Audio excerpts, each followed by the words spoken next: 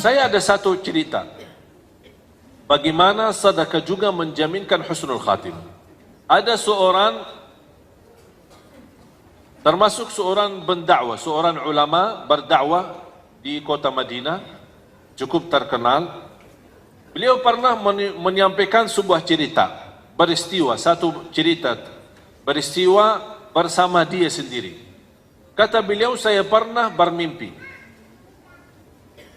Dalam mimpi itu saya melihat nomor HP seorang dengan nama, HP dan nama. Dan ada sebuah suara panggilan di dalam mimpi itu, hubungi orang itu dan ajak dia umrah. Dia kaget. Malam pertama sadar bangun, ya biasa-biasa aja. Tidak ada respon. Malam yang kedua sama, terulang lagi. Malam yang ketiga terulang lagi. Sampai 3 kali. Nama jelas, nomor HP jelas, hubungi dia dan ajak dia umrah. Kata ulama itu berdakwah, akhirnya di hari yang keempat saya telefon. Sebelum saya telefon, di fikiran saya barangkali ini seorang saleh, seorang apalah punya kelebihan, tapi dalam kondisi susah atau miskin, belum mampu umrah. Jadi Allah SWT punya berbagai macam cara. Kun fayakun, Allah berikan, mengajak orang lain bisa menjadi rizki buat kita. Itu fikirannya. Telepon, Assalamualaikum fulan, ya fulan. Betul, sesuai nama yang ada di dalam mimpi. Tolong alamatnya di mana, saya ingin bertemu. Boleh, kasih alamat, ingin ketemu. Begitu dia tok pintu, dibuka pintu sama orang biasa-biasa aja. Tidak ada istilahnya kalau di Arab, yang apa jenggotnya besar, atau apa bakannya putih. Nah, biasa aja. Orang-orang istilahnya kalau kita bisa bilang orang awam lah. Bukan orang ulama, bukan orang kiai, bukan orang terlihat ada tanda-tanda kesalehannya. Dia kaget. Maaf, ini Bapak Fulan? Ya betul. Ini nomornya HP ini? Ya betul. Ada apa? Dia bingung mau menyampaikan bagaimana ini. Orangnya nampaknya biasa-biasa aja.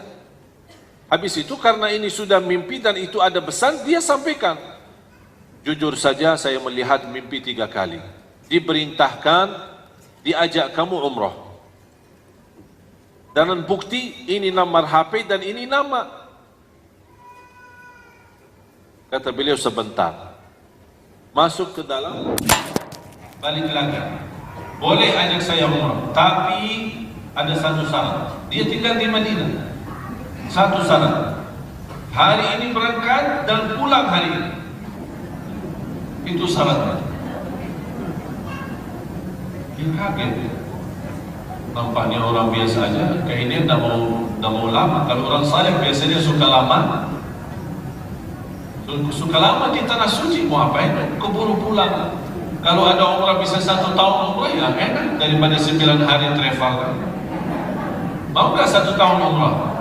Tapi biaya sama dengan 9 hari. Tak mau bayar 1 tahun. Tapi subhanallah, banyak jamaah kita yang mendapatkan kemudahan bisa ke tanah suci, tapi terlihat mereka banyak di pasar daripada di masjid. Sibuk belanja. Karena dia tidak merasa nikmat dapat kemudahan ke tanah suci. Beda sama orang yang sepanjang hidupnya berdoa. Kalau sudah 2 kali, 3 kali sudah terjadi biasa, kebiasaan. Itulah ibadah yang kebiasaan itu bahaya. Beda sama ibadah, ada rasa merindukan. Merindukan Ka'bah, merindukan makam Rasulullah SAW, merindukan Masjid Nabawi, merindukan. Beda rasanya. Habis itu sepakati, udah diajak umrah. Tahu-tahu kata ulama itu, tahu-tahu saya temani perjalanan biasa-biasa aja sampai ke Makkah. Maaf, mampir ke Mekah di Madinah, Bir Ali sana, ganti baju di sana, ihram semua segala, terus lanjut perjalanan sampai ke Makkah. Begitu langsung sampai Makkah, langsung cepat-cepat, ayo cepat-cepat kita mau cepat pulang. Itu bahasanya. Terus tawaf, selesai, Safa Marwah selesai, cukur, tahallul, lepas ihram, pakai baju, udah ya, ayo yuk kita pulang. Astagfirullah, kaget. Apa rahasia di belakang orang itu? Pas begitu kami jalan kaki menuju ke parkir mobil untuk siap-siap pulang, tiba-tiba orang itu, maaf, saya mau balik lagi ke masjid. Astagfirullah. Oh sebentar, cepat sebentar mau balik lagi. Sebentar aja, saya ada keinginan segala tahu muncul di dalam hati saya, ingin sekali mau salat 2 rakaat. Dari tadi bisa salat, bisa nikmat. Oh cepat-cepat pulang, sekarang mau balik lagi. Udahlah, terserah mau. Tapi tidak apa-apa kalau mau nginap. Enggak, salat 2 rakaat langsung pulang. Udah, terserah, ikutin. Pas dapat, apalagi kalau musim lagi sepi, habis haji, biasanya habis haji langsung sepi banget. Pas sampai ke sana, habis cium Al-Hajarul Aswad, kemudian dia salat di depan Ka'bah. Salat 2 rakaat. Kata ulama itu, saya perhatiin. Salat pertama, baca ruku, sujud. Rakaat kedua, berdiri, ruku' dan sujud. Pasti sujud yang terakhir, lama sujudnya. Pas saya datang, lama, terasa lama banget, bukan biasa. Ini dari tadi cepat-cepat malah. Kok ini kok terakhir kok lama?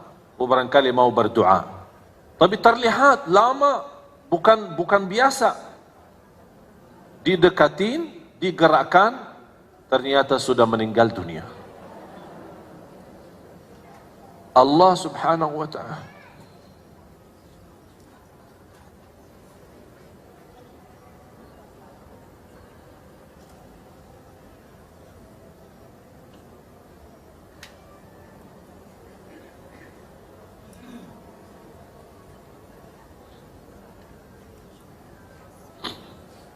Allah subhanahu wa ta'ala menantarkan orang melalui mimpi untuk menjemput ke husnul khatimah. Itulah cara Allah subhanahu wa ta'ala yang kita tidak bisa tahu. Tidak bisa tahu. Allah maha baik, bahkan terlalu baik sama manusia. Inilah diantaranya seorang susah payah, tidak punya kemampuan bisa berumrah, Allah hantarkan melalui mimpi bisa diajak umrah, bahkan dihantarkan ke Makkah, ke tanah suci supaya dapat husnul khatimah di sana. Inilah cara Allah. Kalau Allah berikan izin husnul khatimah, tidak ada yang bisa memindahkan husnul khatimah itu. Orang biasa, orang awam, bukan seorang apa kelebihannya. Habis meninggal dunia, dia kembali langsung ke Madinah bertemu keluarganya. Apa cerita di belakang ini orang? Apa cerita? Apa rahasia? Ternyata Bapak Ibu ada satu, ini yang Allah gambarkan. Mereka selalu berinfak secara diam-diam maupun sembunyi. Kata istrinya, setiap kami masak makanan, beliau selalu tegaskan ke saya tidak mau makan dan haram makan itu bagi saya. Sebelum tetangga saya, seorang ibu tua tidak punya siapa-siapa yang layanin, sebelum si ibu tua ini makan dulu. Habis dia makan, baru saya makan sisanya. Itulah kelebihannya hanya satu. Bu dan jamaah sekalian, kita tidak tahu mana saja amal salih yang menjaminkan husnul khatimah. Bisa amal salih sederhana, tak dinilai, tak dihitung, tapi ternyata melalui amal itu terjamin masuk surga. Terjamin husnul khatimah, bahkan bisa di tanah suci. Walaupun kita orang di Indonesia. Allah punya berbagai macam cara. Ini semua dunia dan segala isinya Allah yang atur. Kita tidak bisa apa-apa. Oleh karena itu jamaah sekalian, ketika kemarin saya di Hong Kong, saya terharu sekali kepada seorang wanita pembantu. Baru saja saya dapat dengar berita dia kembali ke tanah air nikah, kemudian kembali lagi ke Hong Kong bekerja. Pas kemarin saya mengisi acara bersama imam besar Masjid Qiblatain di Hong Kong, ada seorang ibu itu datang kepada saya sambil menangis. Dan dia menyerahkan mas kawin. Dia berkata, ini mas kawin sedekahku untuk tunanetra di Indonesia. Seorang pembantu yang baru saja nikah, belum menikmati mas kawinnya, dia sudah mensedekahi.